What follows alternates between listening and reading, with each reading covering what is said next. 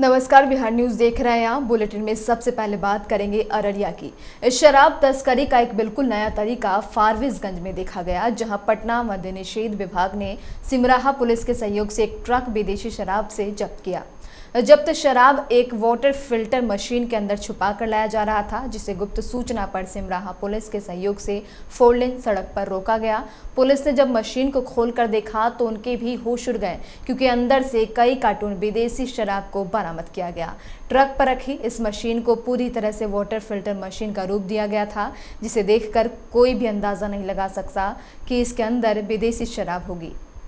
पालीगंज में हत्याकांड के 2 मामलों का अपर पुलिस अधीक्षक अवधेश दीक्षित ने उद्भेदन कर दिया है। मामला पालीगंज के दुल्हिन बाजार थाना अंतर्गत सरकुना गांव की है, जहां उमेश की हत्या में फरार चल रहे नामजद अभियुक्त विकास कुमार को दानापुर के सगुना मोड़ से गिरफ्तार कर लिया गया है। वहीं दूसरी हत्याकांड का उद्भेदन भी अपर पुलिस अधीक्षक अवधेश दीक्षित ने किया है, जो पालीगंज के दुल्हिन बाजार के सरकुना से ही है, जिसमें अपनी ही नाती की हत्या कर नाना दुखित यादव फरार चल रहा था, जिसकी गिरफ्तारी अरवल से की गई है। दोनों सरकुना गांव से रिलेटेड है, सरकुना दुल्हिन बाजार। तो पहला तो एक जो रिसेंट केस हुआ था 23/4/2022 को दुल्हिन बाजार कांड संख्या 9022 रजिस्टर हुआ है, जिसमें गांव का ये एक आदमी है दुखित यादव, उसकी लड़की है जो आरा में उसकी शादी हो चुकी है, उसका लड़का है आयुष कुमार, मतलब इसका नाती वो आयुष कुमार जिसकी उम्र 10 साल है, पिता अभय कुमार। ये 23/4/2022 को अपनी सहेली की शादी में आई हुई थी, इधर अपनी शादी अटेंड करने अपने दोनों बच्चों के साथ में। तो दुखित यादव जो उसका नाना लगता है लड़के का, आयुष कुमार का, उसने इस डाउट में कि इसकी लड़की ने और उसके हस्बैंड ने दोनों ने मिलकर के और इसकी वाइफ का, मतलब जो लड़की है, लड़की की माँ का मर्डर कर दिया है, मारा है 6 महीने पहले। इस आक्रोश में आकर के उसने अपने नाती को ही मर्डर कर दिया था। और मर्डर कैसे किया? 22 तारीख की रात में वो 10-11 बजे के आसपास में शादी का फंक्शन अटेंड कर रहे थे, सब लोग शादी में थे।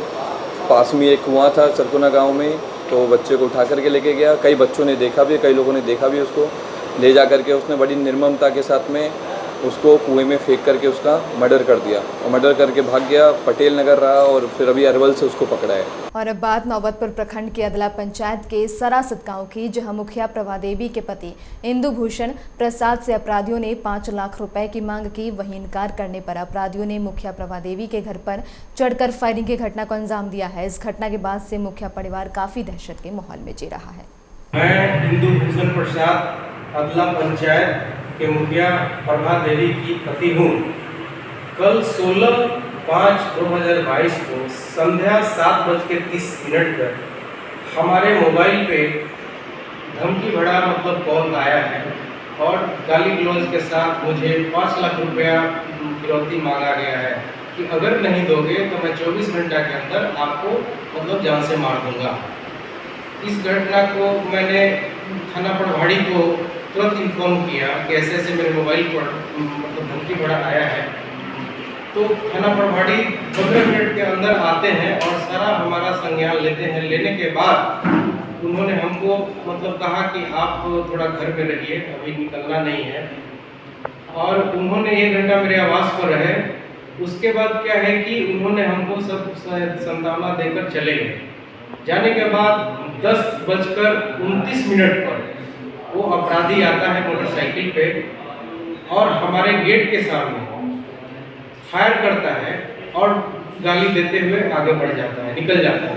इस घटना को तुरंत मैंने थाना प्रभारी महोदय को इन्फॉर्म किया। थाना प्रभारी बोले कि तुरंत मैं आ रहा हूँ। थाना प्रभारी महोदय आधा घंटा के अंदर आए भी और पूरी रात मेरे साथ रहे, पूरे दलबल के साथ, और 4 बजे यहाँ से मतलब गए हैं। और 2 हमारे सुरक्षा में मतलब कांस्टेबल भी, सिपाही जी को भी रखे हैं कि सुरक्षा के दृष्टि से। तो मैं कहना चाहता हूँ कि हम लोग जनप्रतिनिधि हैं, मैं काम क्या कराऊंगा? हम ही लोग से फिरौती मांग रहा है।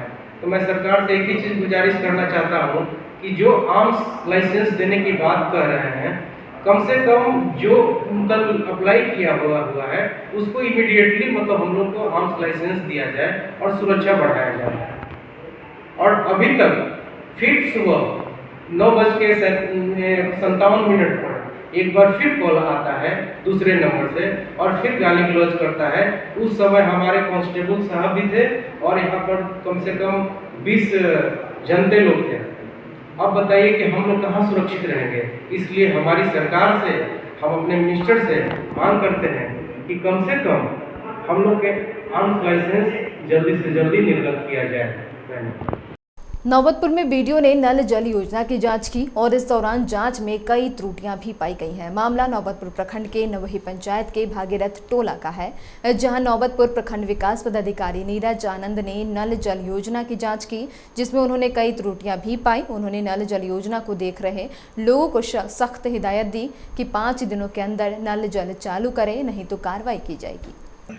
सहयोग कीजिए इनको, झगड़ा करना तो ये भी लोग, सब लोग यही क्या है, सहयोग करके काम करवा लेना। मतलब जनता तो जी खिसिया जाए कि कम में क्या कुछ हुए तब ना आके लगला ना, तो कोई एकदम बुझे दिल के कोई है 3 दिन में हो जाएगा पानी चालू। कोशिश नहीं, बोलिए जोर से बोलिए। 5 से 6 दिन लग जाएगा। हाँ, 5 से 6 दिन में, 1 सप्ताह में करा लीजिएगा। मुजफ्फरपुर में अपराध की योजना बनाने के लिए जुटे हुए आधे दर्जन अपराधी हथियार के साथ पुलिस के हत्थे चढ़ गए। डकैती सहित कई कांड मामलों में फरार अपराधियों को पुलिस ने धर दबोचा है, जिनके पास से लूटी गई मोबाइल, बाइक सहित कई सामान जब्त किए गए हैं। मुजफ्फरपुर के एसएसपी जयकांत ने प्रेस कॉन्फ्रेंस कर इस पूरे मामले की जानकारी दी है। मुजफ्फरपुर जिला में अपराधियों के विरुद्ध चल रहे अभियान में बोचाहा एसएचओ को सूचना मिली कि कुछ अपराधी बोचाहा थाना क्षेत्र में इकट्ठा होकर और लूटपाट की रोड पे लूटपाट की घटनाएं करने के मद्देनज़र इकट्ठा हुए हैं। इस मामले में बनाई गई एसएचओ बोचाहा द्वारा मौका वारदात पर रेड की गई। रेड के दौरान 5 व्यक्तियों को मौका वारदात से अरेस्ट किया गया, जिनके पास से 3 कंट्री मेड वेपन, 5 गोलियां बरामद की गई। और जब इनसे आगे पूछताछ की गई तो इन्होंने लगभग आधा दर्जन केसेस में उस क्षेत्र के अपनी संलिप्तता स्वीकार की है। और इनके पास से पूर्व में लूटी गई एक बाइक, मोबाइल और अन्य सामान भी बरामद हुए हैं। तो बाहर का भी गिरोह है या फिर लोकल है?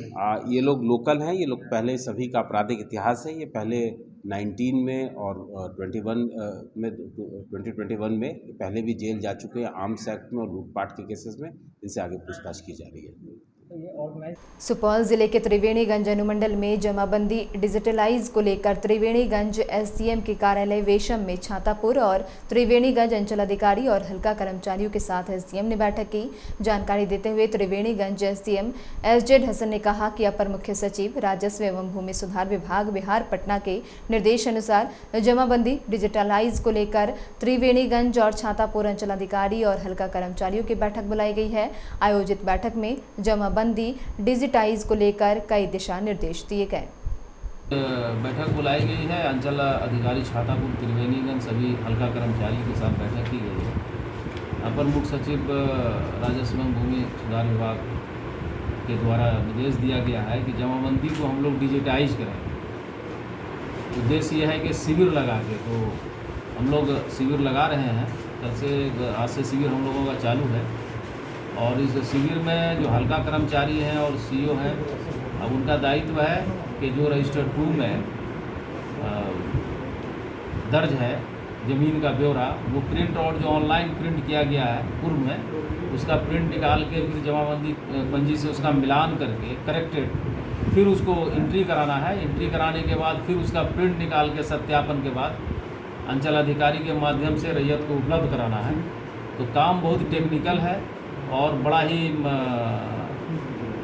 तकनीकी रूप से सोच समझ के करने का है, इसलिए। और इसी के साथ इस बुलेटिन में इतना ही। तमाम अपडेट्स के लिए बने रहे बिहार न्यूज़ के साथ। नमस्कार।